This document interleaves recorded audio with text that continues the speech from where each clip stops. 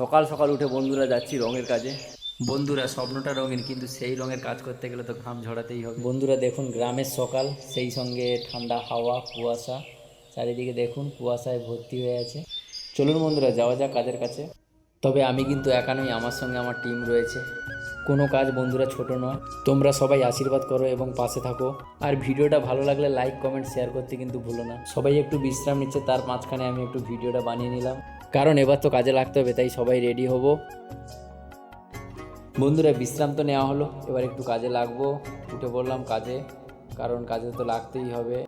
কাজে কষ্ট হলে তো কী হয়েছে বন্ধুরা, একটু মাঝে মাঝে একটু আনন্দটাও বজায় রাখতে হবে। আমরা একটু আনন্দও করে নিলাম। ডান্সটা কেমন হয়েছে একটু কমেন্ট করে জানাবে, কারণ আমরা চাই আমাদের পরিশ্রমে কিছু করতে, যদি আপনারা পাশে থাকেন।